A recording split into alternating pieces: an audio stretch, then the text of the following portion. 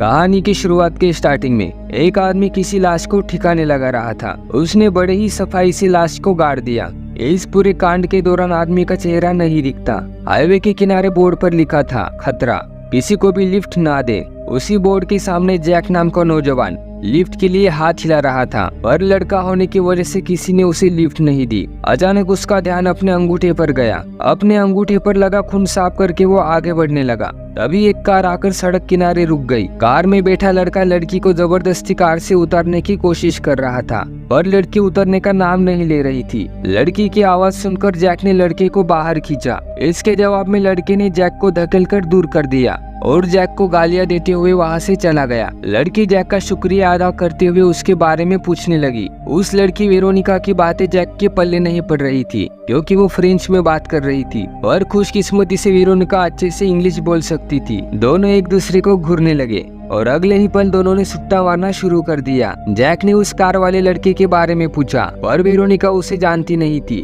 उसने तो सिर्फ उस लड़के से लिफ्ट ली थी। जैक अपने घर इंग्लैंड जाना चाहता था, पर उसे लिफ्ट ना मिलने के कारण वो सड़क पर ही घूमता रहा। वेरोनिका का इस दुनिया में कोई नहीं था। वो दोनों बातें करते करते सड़क किनारे गाड़ी का इंतजार करते रहे। एक गाड़ी को अपनी ओर आता देख जैक ने उसे हाथ दिखाकर रोकने की कोशिश की, पर कोई भी गाड़ी उन्हें लिफ्ट देने के लिए तैयार नहीं थी। उसने परेशान होकर वेरोनिका को इसका कारण पूछा। वेरोनिका ने उससे बताया, इस सड़क पर एक सीरियल किलर घूमता है, उसी की वजह से यहाँ गाड़ियाँ नहीं रुकती। सीरियल किलर वाली बात सुनकर जैक डर गया। उसने वेरोनिका को अपने साथ ही रहने की गुजारिश की। पूरे दिन गाड़ियों को हाथ देने के बावजूद किसी ने उन्हें लिफ्ट नहीं दी। रात को वो दोनों पास के ही मैदान में रुक गए। बातों के दौरान वेरोनिका ने उसे कागज दिया। कागज की पिछली और वेरोनिका के अलग अलग सिग्नेचर थे। उसे देखकर वेरोनिका ने कहा, वो सिग्नेचर्स वो आधार कार्ड के लिए प्रैक्टिस कर रही थी। जैक ने वो कागज मरोड़कर जेब में डाल लिया और वेरोनिका को बताया, रेलवे स्टेशन से उसका सामान चोरी हो गया है। थक हार कर वो रात को वहीं पर सो गए।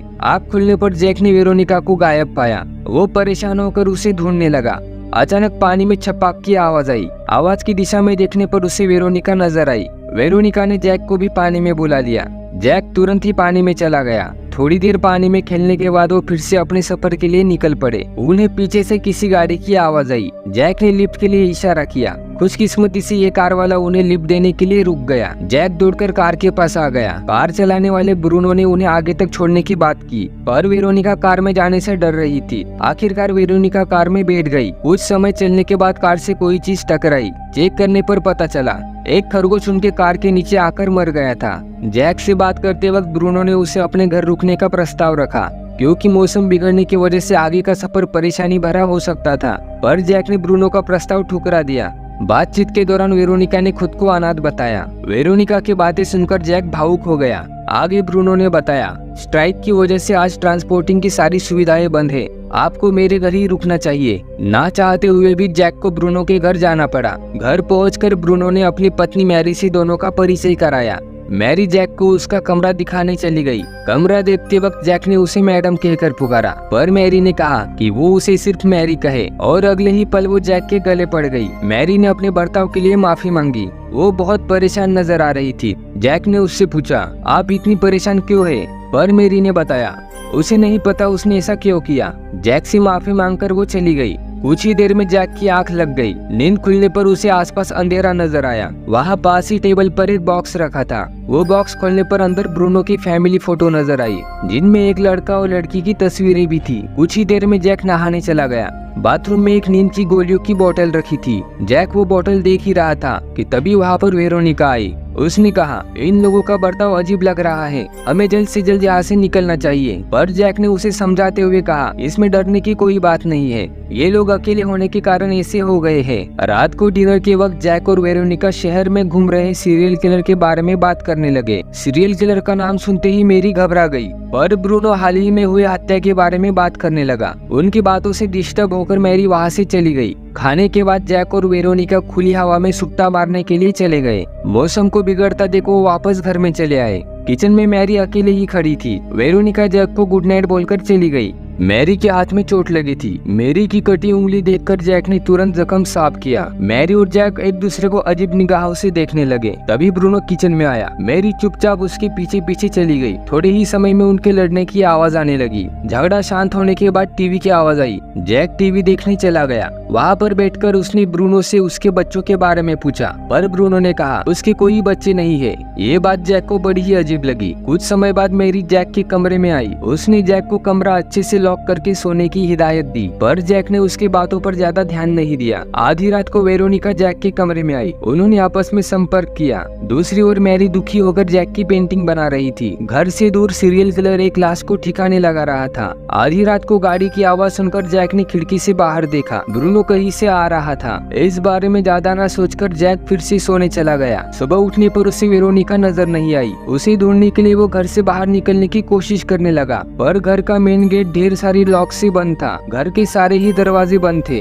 अचानक पीछे से ब्रूनो आया। उसने जैक को बताया वेरोनिका सुबह ही चली गई, पर जैक को ब्रूनो की बातों पर विश्वास नहीं हुआ। उसने मैरी के बारे में पूछा, पर ब्रूनो के मुताबिक मैरी भी घर से बाहर गई हुई थी। अब ब्रूनो जैक को वहाँ से निकल जाने के लिए कहने लगा। घर से बाहर आकर जैक ने वेरोनिका द्वारा दिए गए कागज को देखा। उसे लगा ब्रूनो उससे कुछ छुपा रहा है। वेरोनिका को खतरे में छोड़कर वो नहीं जाना चाहता था। वो वेरोनिका के बारे में सोच ही रहा था कि तभी किसी ने बेहोशी का इंजेक्शन उसके गर्दन में घुसेड़ दिया। बेहोश होने से पहले जैक ने उसकी पैंट और जूते देख लिए थे। होश आने पर जैक ने खुद को एक पिकअप ट्रक में पाया। इस सन की बूढ़े ने उसे कुर्सी से बांधना शुरू कर दिया। उस कमरे में चारों ओर मरे हुए जानवर पड़े थे। कुछ छोटे जीव कांच की बोतलों में बंद थे। जैक को समझने में देरी नहीं लगी कि वो अब सीरियल किलर के शिकंजे में फंस चुका है। बूढ़े ने उसे कंधे पर टांगकर गाड़ी में पटक दिया। जैक को फिर से इंजेक्शन देने से पहले वो बड़बड़ाने लगा। उसने ब्रूनो से पंगा लेकर गलती कर दी। इंजेक्शन घुसेड़ने से पहले उसका ध्यान अपने घर से आते हुए धुएं पर गया। बूढ़ा घर में लगी आग को काबू करने की कोशिश करने लगा। मौका पाकर जैक ने पास ही पड़ी कील की मदद से अपने आप को छुड़ा लिया। बूढ़ा गाड़ी के पास आने तक जैक भाग चुका था। वो दोबारा ब्रूनो के घर जाने लगा। झाड़ियों में छिपकर उसने ब्रूनो की पैंट और जूतों को गौर से देखा। उसे समझने में देरी नहीं लगी कि ब्रूनो ने ही उसे बेहोशी का इंजेक्शन ठोका था। ब्रूनो मैरी को समझाते हुए कार में बैठाकर चला गया। उनके जाते ही जैक घर के अंदर आ गया। फर्श पर खून के निशान देखकर जैन घबरा गया। वहीं पर एक कमरे में वेरोनिका बंधे हुए हालत में थी। ब्रूनो ने वेरोनिका से कहा था कि जैक सुबह ही चला गया है। अब जैक कैसे भी करके वेरोनिका को ब्रूनो के चंगुल से छुड़ाना चाहता था। थोड़े ही समय में ब्रूनो की कार वापस लौट आई। जैक ने अपने बचाव के लिए एक बंदूक उठाई। वेरोनिका ने कार की चाबी जैक की ओर फेंकी। ब्रूनो और मैरी घर में आ गए। उन्हें दरवाजे के पीछे छुपे जैक और वेरोनिका नजर नहीं आए। उनके जाते ही दोनों ने दरवाजे खोलने की कोशिश की, पर दरवाजा लॉक था। वो दोनों पीछे के रास्ते से बाहर निकल गए। पास ही खड़ी कार में बैठकर वो वहाँ से भागने लगे। गाड़ी की आवाज सुनकर ब्रूनो और मैरी उनका पीछा करने लगी। जैक ने वेरोनिका को पुलिस से मदद मांगने के लिए कहा, पर वेरोनिका ने कहा हमें पहले यहाँ से सुरक्षित जगह पहुँचना होगा। वेरोनिका ब्रूनो की कार पर गोलियां चलाने लगी। इस अफरा तफरी में जैक की कार पलट गई। कार से बाहर निकलकर अब वो दोनों बेतहाशा भागने लगे। मैरी और ब्रूनो भी उन तक पहुँच चुके थे। भागते हुए वो एक पुराने वर्कशॉप में जा पहुंचे। तभी वहाँ पर वो सनकी बूढ़ा आ गया। दरअसल ये दोनों गलती से उसी के वर्कशॉप में घुस आए थे। वेरोनिका ने बूढ़े पर बंदूक चलाई, पर बदकिस्मती से बंदूक खाली थी। वेरोनिका बूढ़े को दूर रखने की कोशिश करने लगी। इस बीच जैक ने बंदूक में गोलियां भर ली। सनकी बूढ़े से लड़ते लड़ते वेरोनिका नीचे गिर गई। अब जैक ने बूढ़े पर गोलियों से भरी बंदूक तान दी।